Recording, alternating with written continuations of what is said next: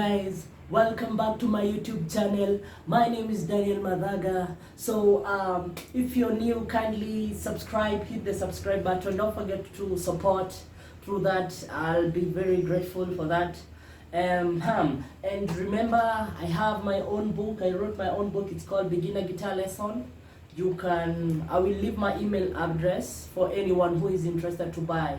If you don't want to get it from me, or you are unable to get it from me, you can get it at Sarit Centre Hedgehog Creative Shop, and also at Westgate Mall, which is Guitar Box. Yeah, kindly support. It's a very good book. And today we are going to learn how to play Barre chords. It will be in two parts. The first part is Barre chords, where the root is on the 6th string, and then the second part is Barre chords, where the root is on the 5th string. So everything is explained in my book. If you want further more detailed, if you want more detailed lesson for that, I have covered those lessons in chapter 8. In chapter 8 of my book. Very detailed, the theory and then the practical. Yes, but I'm going to make it easier for you for that chapter. So that is the chapter that we're going to cover today. As we all know that for Barre chords, definitely you must understand the basic chords. The basic chords are the C, A minor, D, A, G, E minor, E. Those are the basic chords. So once you understand the basic chords, it will be easier for you to progress to Barre chords. So we are going to use the E chord, mostly the E chord shape and the E minor chord. So we are going to use the E chord shape for major Barre chords, and then we are going to use the E minor shape for the minor Barre chords. Sorry. So if you know, you must understand first of all what is a root note. First of all, a chord is made up of 1, 3, and 4. 1, 3, and 4. 1 is the root. If a chord is called G, the root note of that chord is G.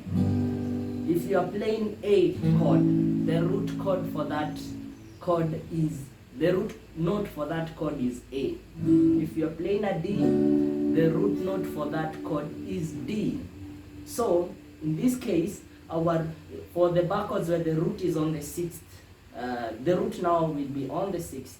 For example, if I hold my E, this is my E. First finger, basically this is not a beginner lesson, so I hope you know how to hold an E chord. E for Ethiopia, elephant, yes, that is E. Yes, so if you know how to hold E, the root note of that chord is this open string number 6. So that is E, which is the same as this one, but we are focusing now on the 6th string. So that is the root chord of E. The root chord of E is on string number 6, which is E, not E. So what we are going to do, we are going to hold the same chord, but using the finger 2, 3, and 4, so that we can leave finger 1 for barring. So definitely as the same way we hold E, but different fingering. That is finger 2 is on the 1st fret string number 3, finger 2 is on the 2nd fret string number 5, and then finger 4, the pinky, is on the 2nd fret string number 4. So that is still E.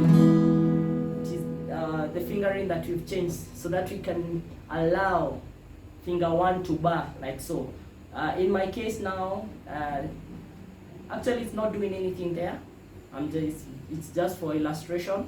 When I bar, if I was to bar, I would have barred from the root note, because that's an open string E. So if this is E, when I raise every note by a semitone, it becomes F. So that I raise by moving a fret up. I sharpen everything. So I slide 1 fret up, like so. So I've moved from E to F. do not have E sharp is F. So that is F. So from E, that is E to F. Okay, that is the first fret, F. This is F. The root note is here on the 6th string. So here the root note is here, which is E. When I move a fret up, it's on the first fret, that is F. And then when I move again, that is F sharp. When I move again, that is G.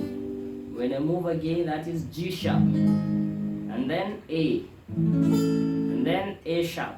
Then B. Then C. Then C sharp. D. D sharp. Back to E. Okay? So, for example, we want to form a G sharp. A G sharp. So, we say this is an open string E, then this is F, then here is F sharp, then G, then G sharp. So, this is G sharp. So, we are going to bar there. That will be our root note. That is G sharp. And then we hold the E chord shape. So E chord shape where finger 3 is there, which is fret 5, string number 3. And then this is fret 6, string number 5 for finger 3. Finger 4 is fret 6, string number 4. So that is a G sharp. So that's how you hold the major chords. So if you already know the major chords, it's very easy for you to hold the minor chords. So in this case, let's go back to the way we were holding from finger 2, 3, 4. So that is E. When I remove finger number 2, that is E minor. So that's a major, E minor, E. So this is E, E minor. So I slide up by a fret, everything. Make sure that this finger is pressing every string. So we have to bar everything. Okay? So from E to F. This is F. When I remove finger number 2, like so, that is F minor. So what is happening? What is happening? A minor chord is formed by 1, flat 3, and 5, and the 5th. Okay? So what we do, if this is E, when we remove this finger, we flatten that note by a semitone. That's what it means by flat 3. So we flatten this by a semitone by removing the finger. So that's how we form the minor from the major chord.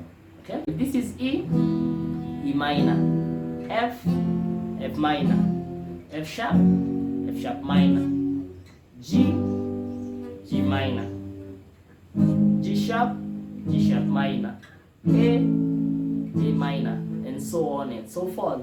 That is bar chords where the root is on the 5th string, where you get to use the E shape chord. E shape chord. E for major chord and E minor for minor chords. So that is it. If you have any further questions, you can always ask on the comment. Definitely part 2, I'm going to do bar chords where the root is on the 5th string. But for now, we've done on the 6th string. So make sure that you practice, get to play, try and play all the chords now. You'll be able to play all the major and the minor chords, all the 12 chords, major and minor chords. Yes, and that is it. Thank you. Don't forget to subscribe and like and share. Thank you for the support. Peace out.